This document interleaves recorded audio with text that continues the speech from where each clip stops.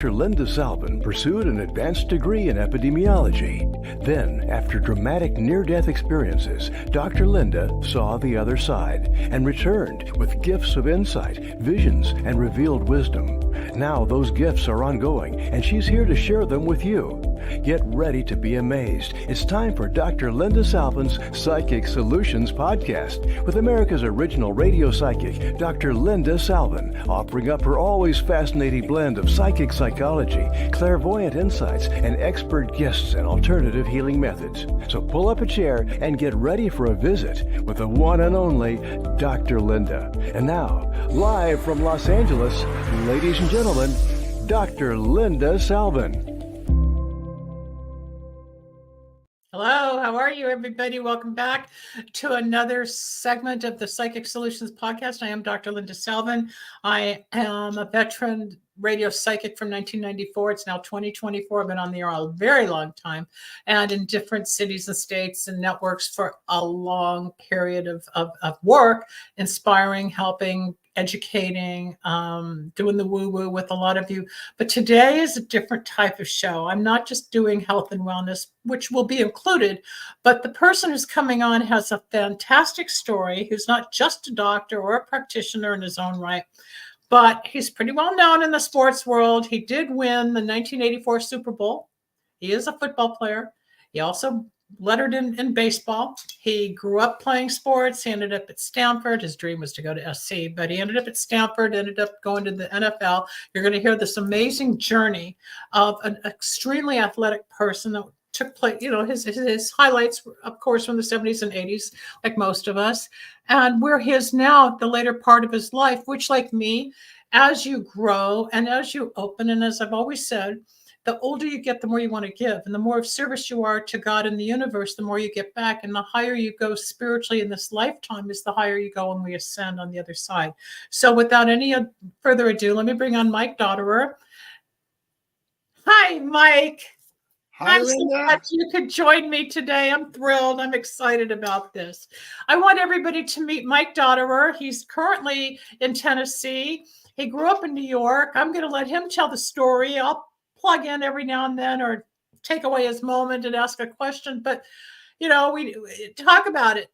You got to the NFL. You've got the ring. And we just had Super Bowl. And unfortunately, at the parade, I want to bring that up too. I mean, what's happened with society and how we just need more love and healing and stop all the negativity and chaos and wars. And, you know, it's the whole yin yang, but I want to hear it from you, from your perspective first. Well, thank you so much, Dr. Linda, for having me on your show. It's a great honor and privilege. I'm very excited to have a conversation with you. But as far as my background, you know, I kind of break up my life into football quarters. You know, you have the first quarter, the second quarter, you get halftime, third quarter, fourth quarter, and then sometimes like this past Super Bowl, you go into overtime. So yeah. I hope, Dr. Linda, you and I get to go into overtime, which means we'll both be centenarians. That I'm hoping for. You've spoken to my father. I put Mike on the phone. My dad was a football player for SC back in the 40s. And when I told Mike, and I mentioned to my father, who's not got dementia, he kind of put it together. But when I got Mike on the phone one day, he was thrilled. He talked about that for 2 days. But it was just like, oh, my God, a Super Bowl player. Yeah, a football player, because he loves that, just as you always will. But thank you for being here. And yeah, we will go into overtime, not on this show, but we can do another show. Anyway, as a child growing up in New York, where did the passion come from? Was it watching Colfax on the team? Was it, well, it wouldn't be the Dodgers. What inspired you? Or did you always have all that energy you just knew? Well, I was fortunate. My mother was from Canada, a place called Saskatoon, Saskatchewan, and my father was from upstate New York, a place called Syracuse, New York. Yeah. And my father was playing in the Pacific Coast League for the Seattle Rainiers. And he was up in, I believe, Vancouver, Canada, and they had a team, I think, called the Vancouver Mounties. Yes. And my mother was, this is like 1958, and my mother was on spring break. She was matriculating at the University of Alberta in Edmonton, Alberta. She was studying, and in Canada, they call it physiotherapy. Right. That's what they said back then. Yes. Well, that's the British physio. Which is still physical in the United therapy. States, right? Yeah, in the U.S., we call it physical therapy, but in Canada, it's physio.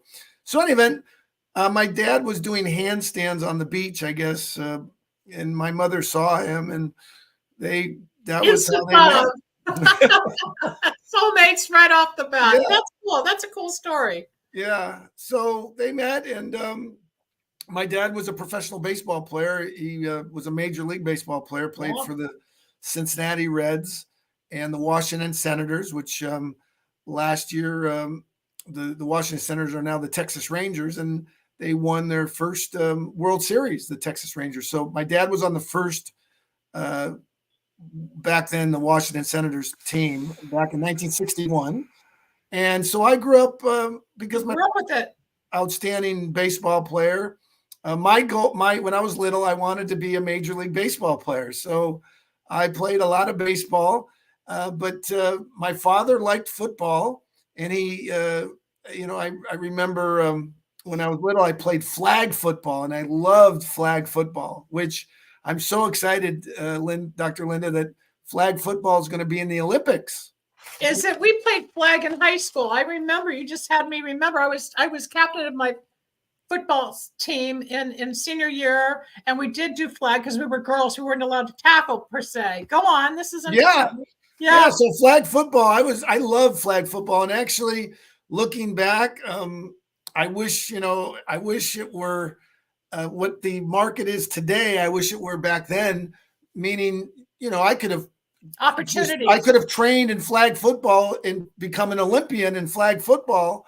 And the reason I say that is, I loved American football. I mean, I transitioned when I was about 12 years old. A friend of mine, John Simus in Sacramento, said, "Hey, why don't you put the helmet on? There's this league called Pop Warner." So that was my beginning of playing tackle football, American football, when I was 12, and then played high school football. And then that was my hero back then was your father's fellow USC Trojan, my hero, because I wore number 32 in high school. I went to Modern Day High School and Edison High School in Southern California, and my number was 32. So you could probably guess that in the 1970s, it was that man that used to run through the airport doing Hertz commercials. Remember? OJ, he sounds Mr. like a Simpson. So my dream was to go to USC and play baseball and maybe, play football. But for whatever reason, the coach back then was John Robinson, and USC didn't recruit me. So I was recruited by the University of Iowa, all the academies, Air Force, Naval Academy, Army, Arizona State, University of California, Berkeley, and Stanford. And then my father, he didn't want me to go to any of those schools. He wanted me to go to Harvard because he thought if his son goes to Harvard, everything would be taken care of. So I was fortunate. I got accepted to Harvard, and I was all set to go to Harvard. But there was a running back at Stanford back then, one of the greatest college running backs in the history of college football, Darren Nelson. And he was at Stanford, and their coach was Bill Walsh. This was before Coach Walsh went to the 49ers. And Darren was on the track team in the offseason, and he tore one of the tendons off of his hamstring. And so the coach, one of the assistant coaches at the time, Jim Fossil, who, if you follow NFL football, he was famous. He was the head football coach for the New York Giants. He got the New York Giants to the Super Bowl back in the early 2000 period. But he was an assistant coach at Stanford, and he went to school at Anaheim High School in Southern California. And so his territory was Orange County. So he came down in June and basically said, "Mike, our running back Darren Nelson's hurt, and we really would love to have you come to Stanford, and you get to play. We'll let you play baseball too, because back then Frank Kush, who at Arizona State, he basically said, no, we'll let you know if you can play baseball." So I liked that, and then he said, "There's a guy we got who's going to be coming from Southern California. He's a pretty good quarterback, and you'll be able to play with him for 4 years." And I said, "What's his name?" He said, "John Elway." Oh my God. So look at what happened here, dude. Yeah. So anyway, make a long story short, I came home from that meeting with Coach Fossil, and this is June of, before, the summer before you go to college. I'd already been accepted to Harvard, and my picture was in the Harvard freshman book, and they had my roommates all set up.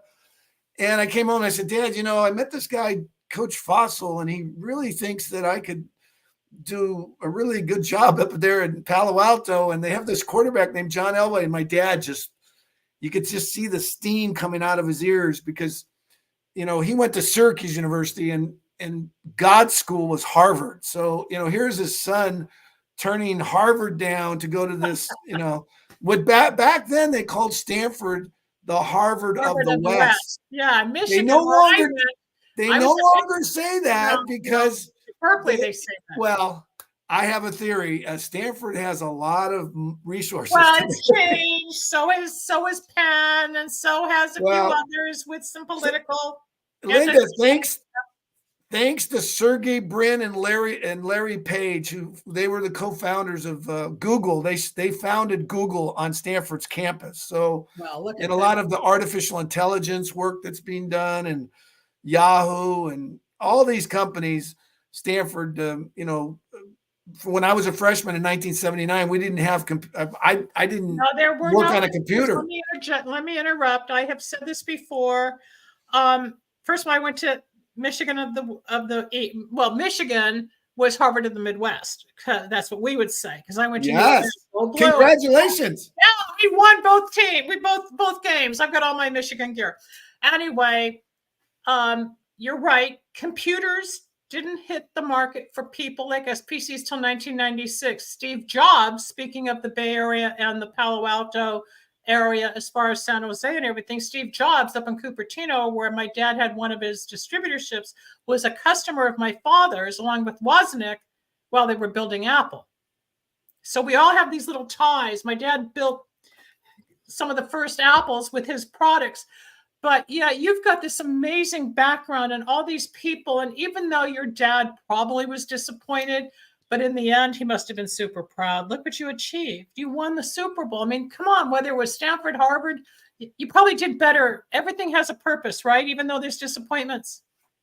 Yeah, well, no question. I mean, as I said, my dream was to be, play in left field with the New York Yankees. And I ended up, got drafted by the Yankees and the Raiders my senior year. But Mr. Davis, I tell people, Mr. Davis gave me more money than Mr. Steinbrenner. So I got lucky too. You have to get lucky.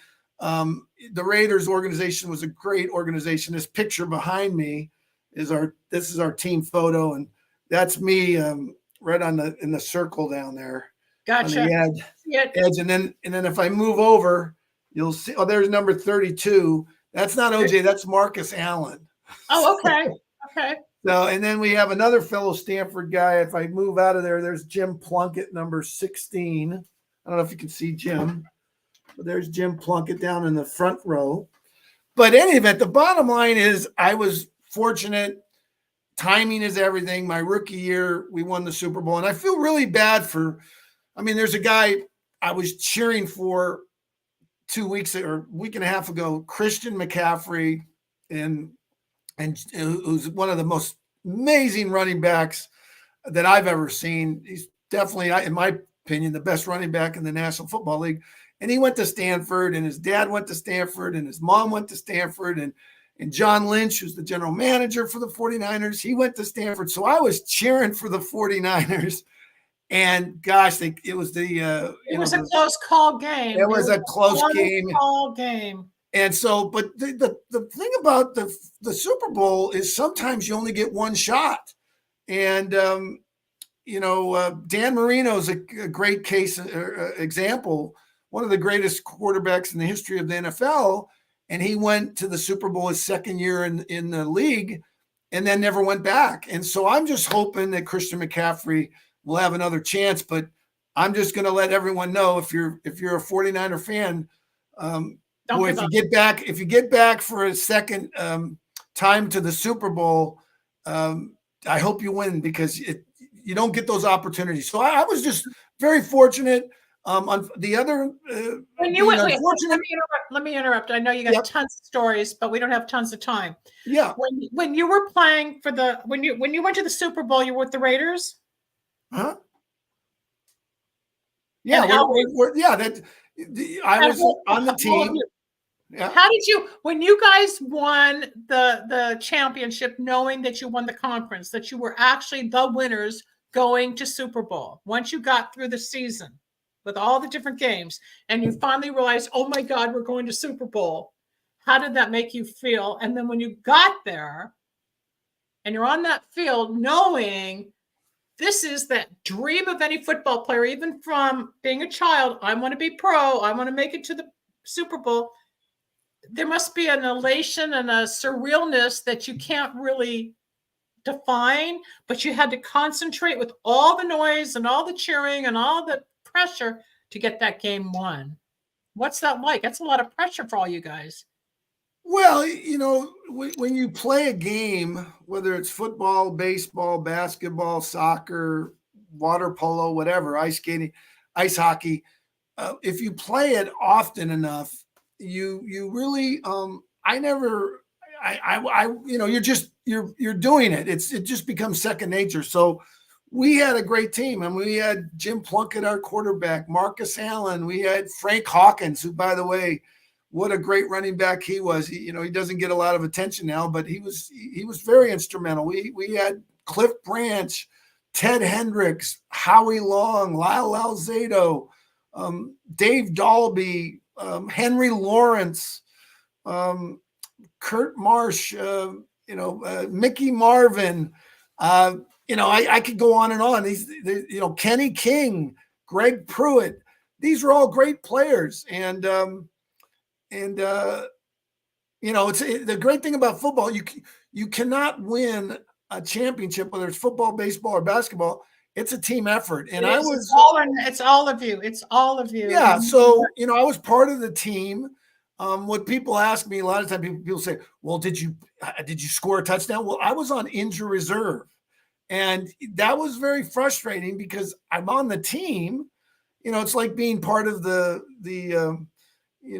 Russian Bolshoi ballet. We're on the sidelines, or you're in a Broadway play, and you're like the backup to the whatever, and you don't see the stage, but you know what you have to do. You practice with the team.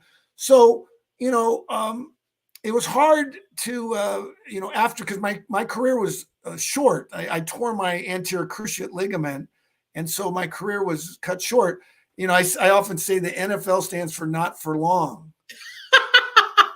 and I was talking to a good friend of mine, Brian Holloway, who I want to thank. Brian and I are working closely together with the University of Central Florida and the Institute for Sports and Social Justice, and a guy named Dr. Richard Lapchick, who helped Nelson Mandela get out of prison in South Africa. If you get a chance, look him up, Dr. Richard Lapchick. So, but what's this organization? Talk about this organization you're working with. Well, this organization is, one of the things that I've gotten to the point, I'm 63 years young, and I want to be a centenarian. I believe I'm in the third quarter. We talked about earlier what quarter I'm in. I'm in the third quarter. I'm not in the fourth quarter yet, and overtime is past 100. So my goal is to get there, and we can talk about health and wellness. But the Institute for Sport and Social Justice inspires athletes to talk about what is impacting our planet. And I know we don't want to get into politics, but the one thing I will say is it's really important for athletes. If there's any athletes out there, or entertainers, actors, musicians, I think it's really critical for us to get out and speak up, because our voice is heard. And actually right now, I'll just say I haven't heard too many not lately entertainers. The only person I heard at the Grammys say anything, and I'm not going to repeat what she says, was Annie Lennox. Annie Lennox was the only one at the Grammys that said anything about what's going on in the world. And I'm going to challenge all of my sports entertainment industry partners and those actors in Hollywood and musicians here in Nashville to stand up and speak out against what's going on right now in the world. And again, I don't want to get into it, but we really need to focus on peace and prosperity. Look what's going on in Israel. We've got it in Ukraine, but also since lockdown, and a lot of tech people, which I am not in favor of, was all this censorship. So I believe a lot of people are frightened in expressing truth because of so much backlash now, or censorship, or threats of being taken to prison. Who knows? It's a different climate. But it's just another century. It's another decade. It's another round of a generation.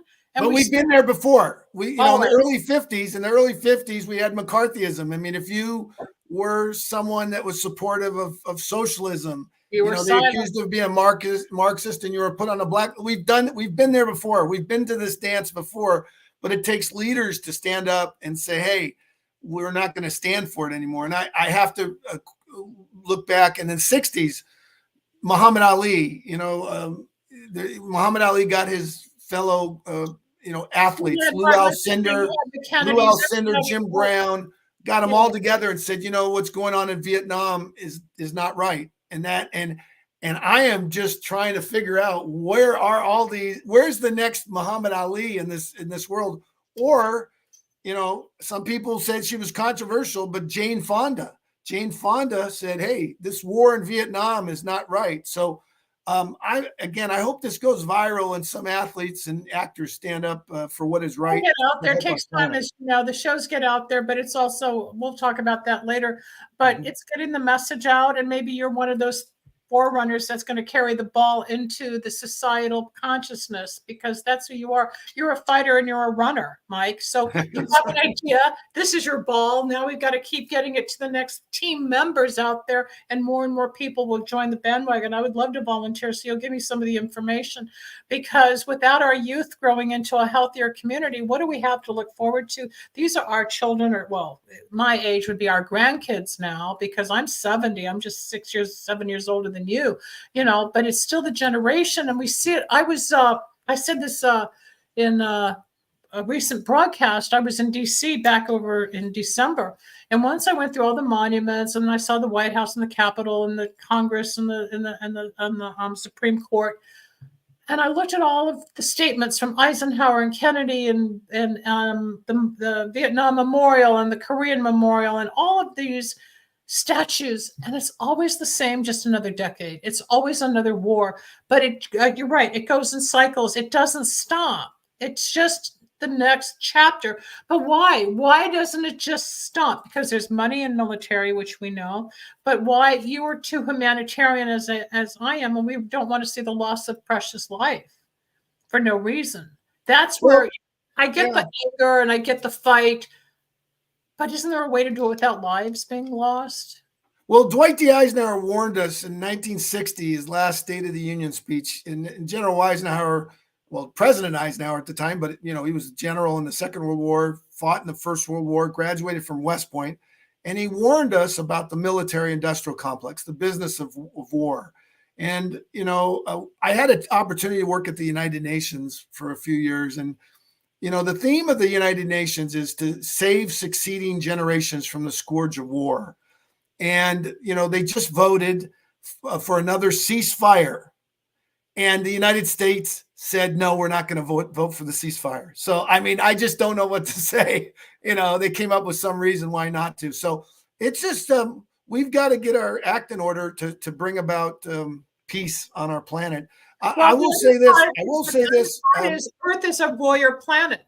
Astrologically, it's been calculated. There's never supposed to be peace on Earth. So it goes back to the Lord's Prayer. Even though I'm Jewish, I know the Lord's Prayer, on earth as it is in heaven. What does that portion of the prayer mean? Let's bring it all within ourselves and among ourselves peacefully as in heaven. But it doesn't always work. And people say the prayer and they just get on and go kick a beer can or whatever. But you're right. You're absolutely right. You're a peace warrior like I am. You want the peace. You want the goodness. You see the goodness. You want health and longevity.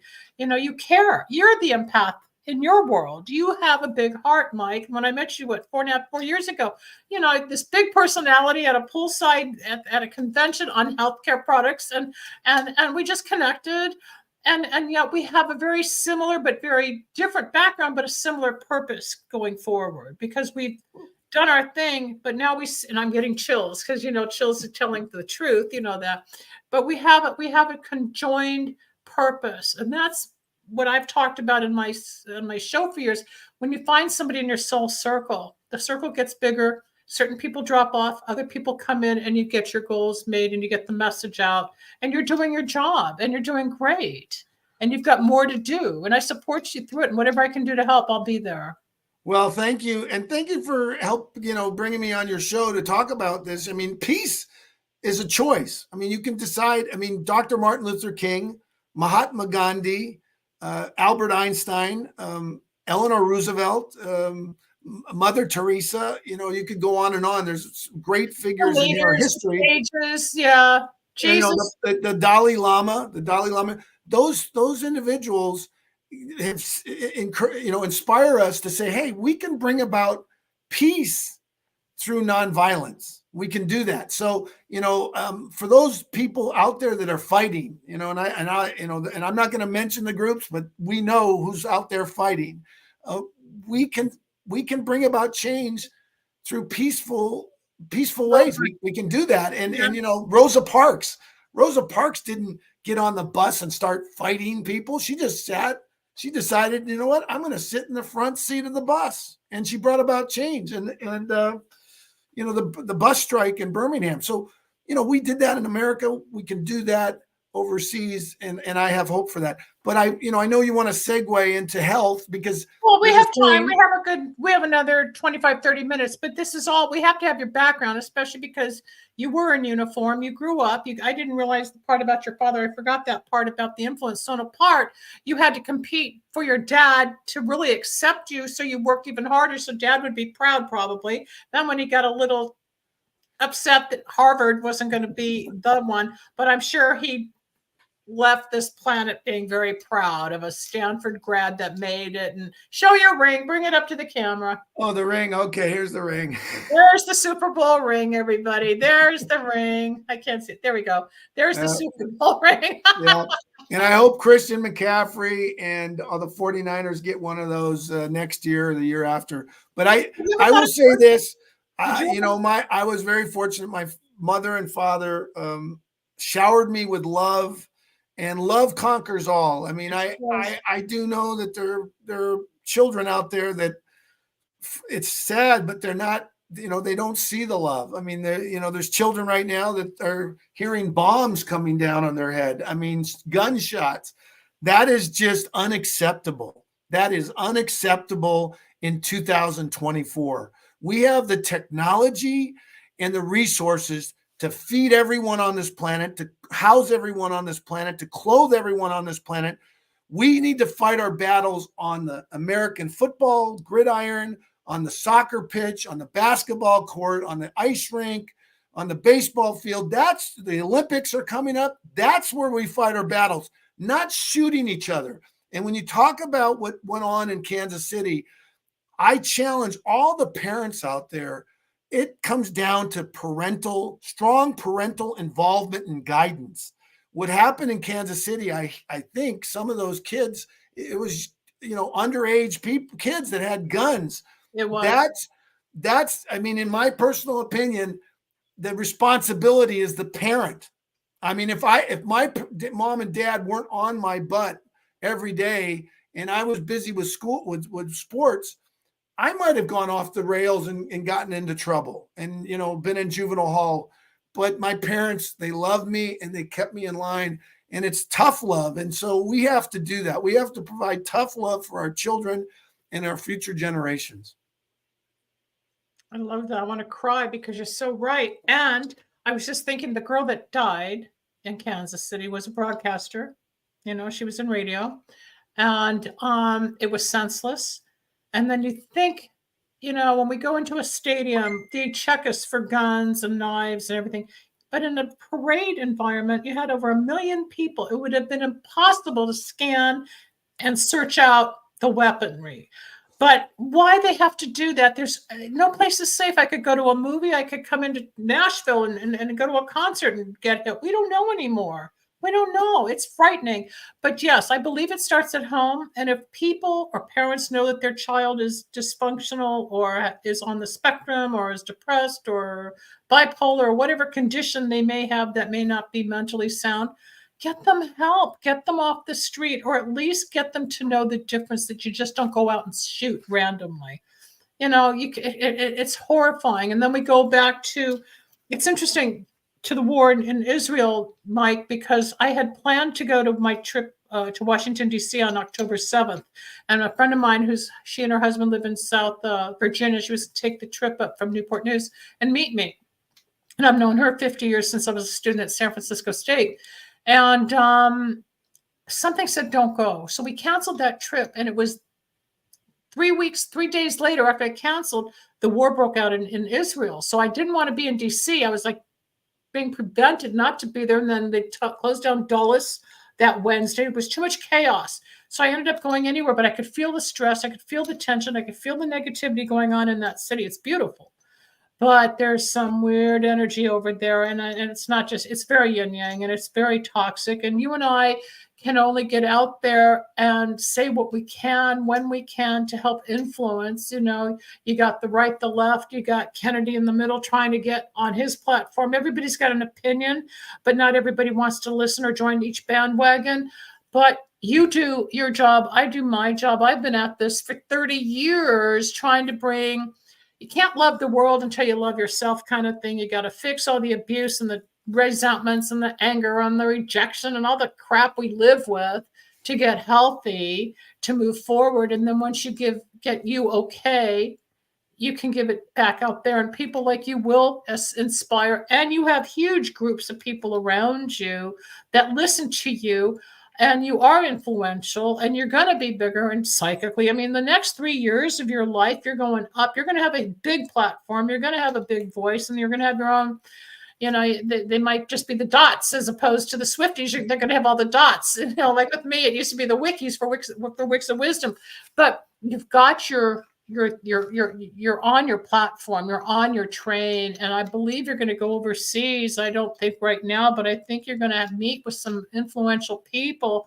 I don't know if it's just sports and entertainment. It might even be in the political realm. But Mike, you're going through a whole shift here the next few years. I can't wait to watch it. Maybe I'll even be a part of it on some of the influencing end. But I can see these doors opening for you. So whatever you think you're at an obstacle or you may not break through, there's a whole new window opening for you probably after June, July, August of this year. Well, Dr. Linda, I want you to be on the ride with me because, I want to have you on. There's a program I have called Champions on the Dot, and you're a champion. You've inspired so many people through the decades of the work that you've done with, I'm sure, hundreds and hundreds of people around the world. So please, absolutely. I want you on the team. I'm on the team. I need a peace train. I need a peace train. Remember? Peace train. So we got to go get Cat Stevens. Exactly. Are we dating ourselves? Yes. Okay. So let's move forward. So you've got all of this energy, and you've lettered, and you've gotten your ring, and you've been to Super Bowl. I mean, you hit the top of the football realm. You couldn't go any higher unless you were a coach. Did you ever want to be a coach? Well, in many ways, I am a coach. I mean, I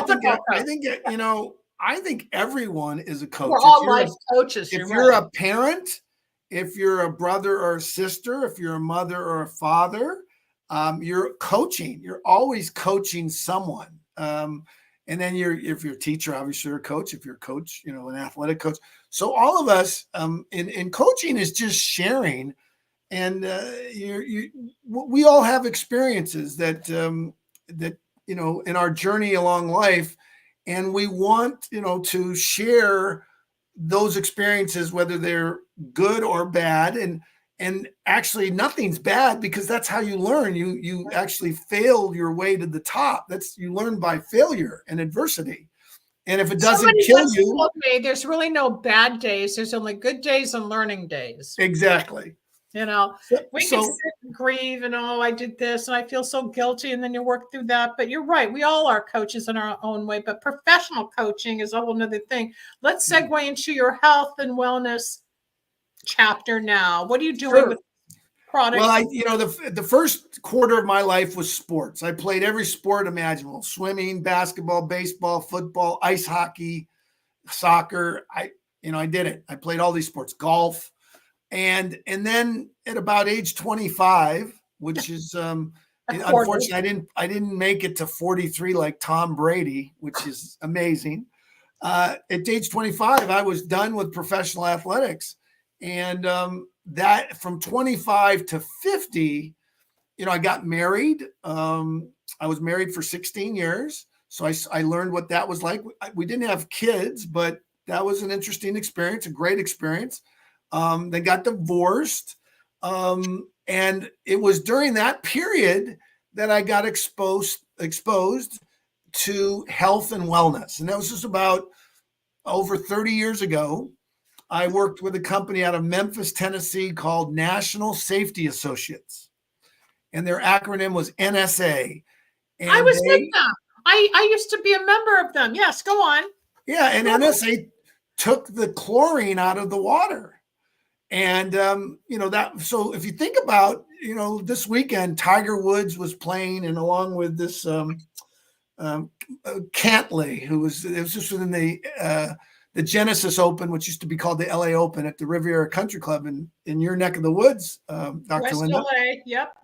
And Tiger Woods and Cantley both had to withdraw from Cantley didn't, but he wasn't feeling good. He was dehydrated, and Tiger Woods was the same, dehydration. And I'll just say to your audience, the two most critical things to health and wellness are hydration, and nutritious hydration, and sleep. And I could talk with you about those two subjects, because if you have proper hydration, and that's getting the proper nutrients in your body, and you get that deep REM sleep, a lot of those ailments that affect so many people, you can fight off those ailments. That's my opinion, because your immune system will be higher than those that don't get good sleep and are not hydrating with nutrition, with the best nutrients. I promote a couple of nutritional products. You've been involved with one of them that I've talked about forever, which is based on DNA analysis, and then it's customized and clinically dosed. And Mike's been involved with that.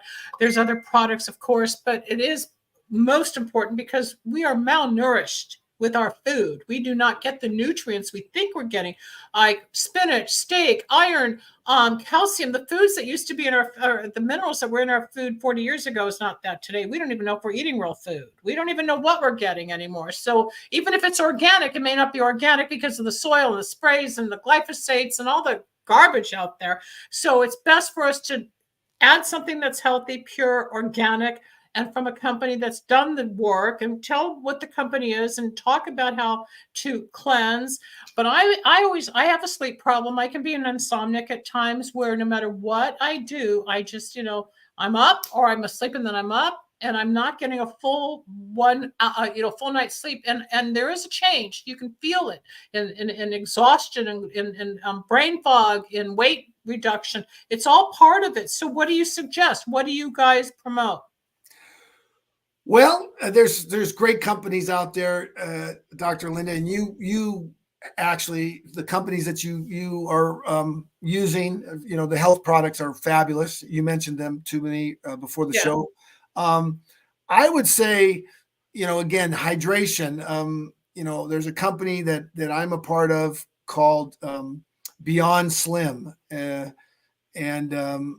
it's an amazing product, and I know it's amazing because I went into I went into the vitamin shop and I went into GNC and I said, "Do you have anything like this?" Let's see it. Yeah. This little product here. Do you have anything like this called Zip Slim? And I showed them the ingredients, and they both stores said, "No, we don't have anything like that."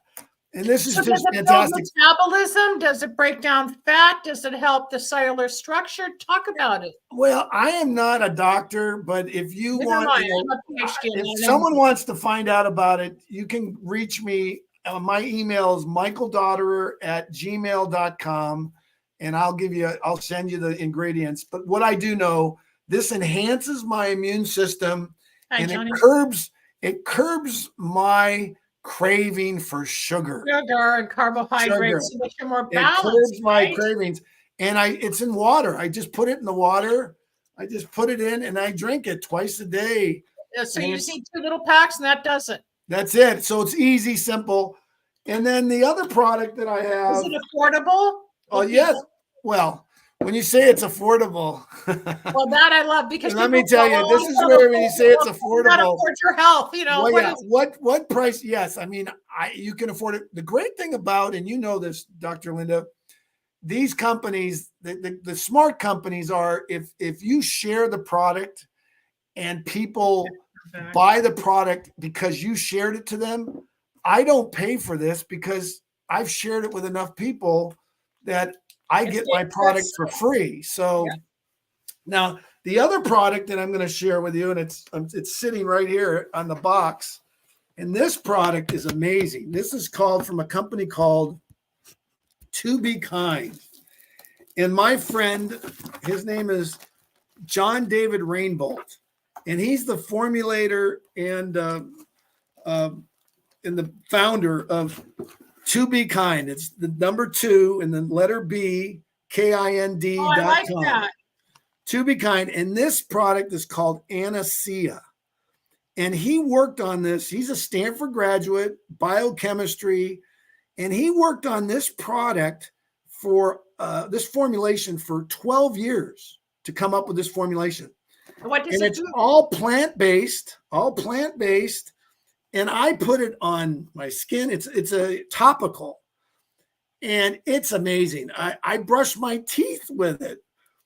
And what he taught me, what John David Rainbolt taught me, is it's called microbe management, microbe with a B.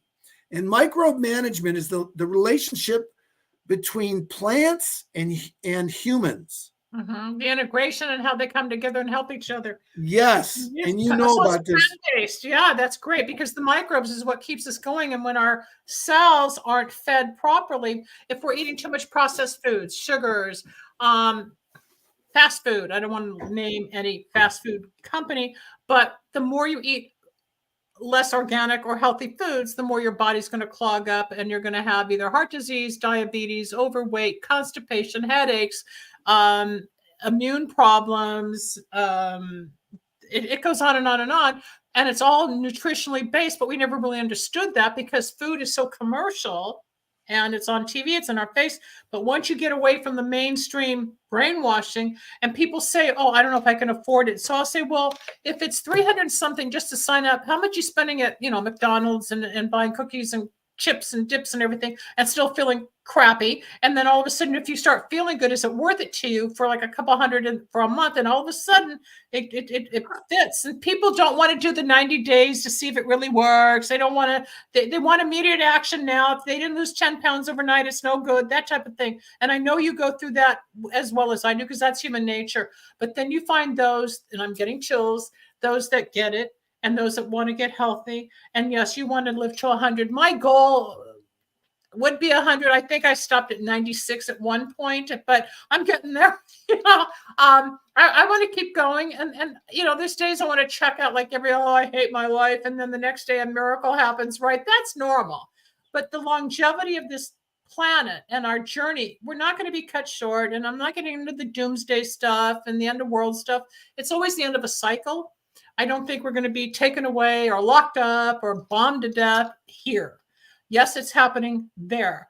But while we're here, and what Mike's telling you and what I've been telling you for years, start with yourself. Take care of you so you can take care of someone else, right? Yeah. So one time, we've got about 5 minutes left. Your email is Mike Dotterer or Michael? Michael Dotterer at gmail.com. And what you said, take care of yourself. I mean, you've heard this quotation, and it's a famous quotation.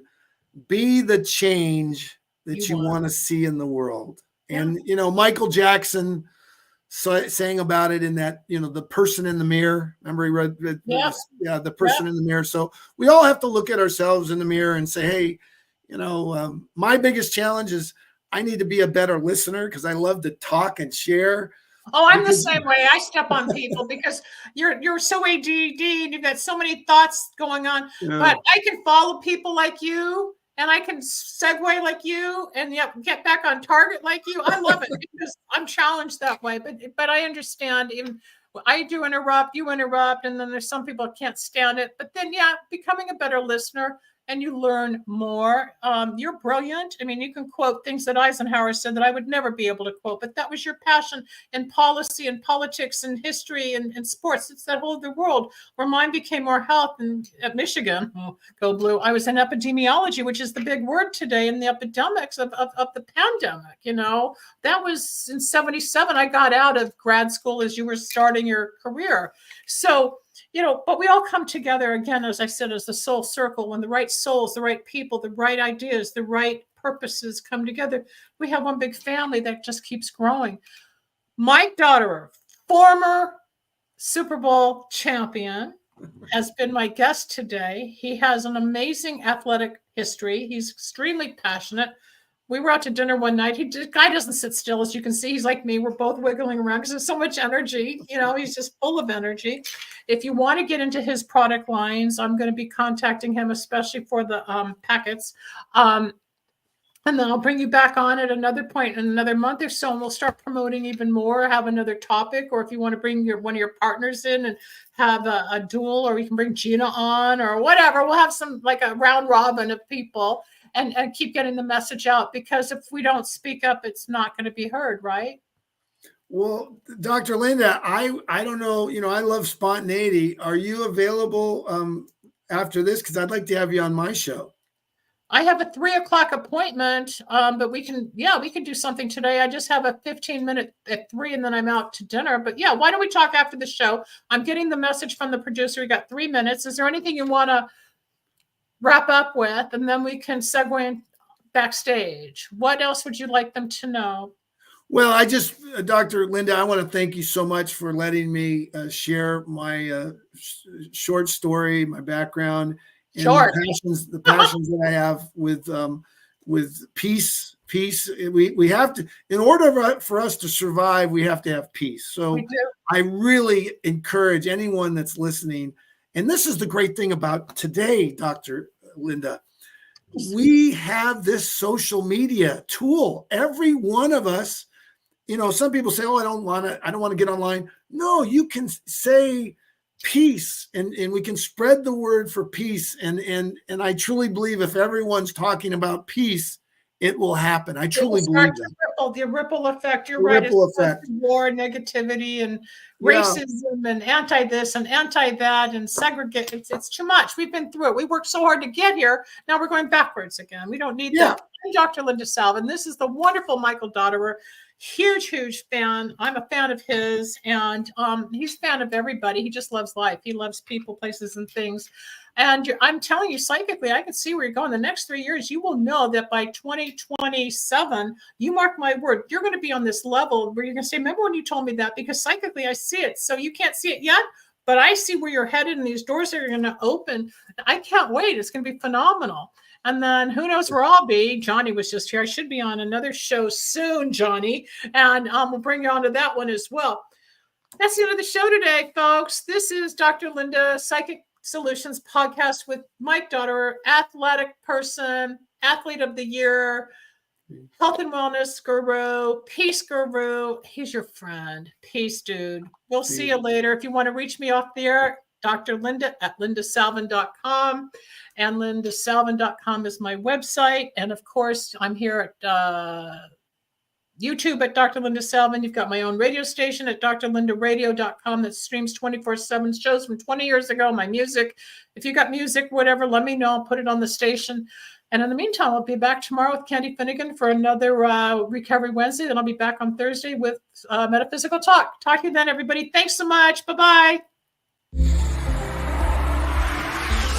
Thanks for joining us. We hope you enjoyed Dr. Linda Salvin's Psychic Solutions Podcast. You can reach Dr. Linda at 888-509-1077 or at lindasalvin.com. Need a breakthrough of your own? Ready for answers or insights nobody else has? Reserve your own one-on-one in-person chat. Dr. Linda isn't just for other people. Dr. Linda gets results for you. And it's easy. Contact details are on screen now. Just click on lindasalvin.com or call toll-free 888-509-1077. That's lindasalvin.com or toll-free at 888-509-1077.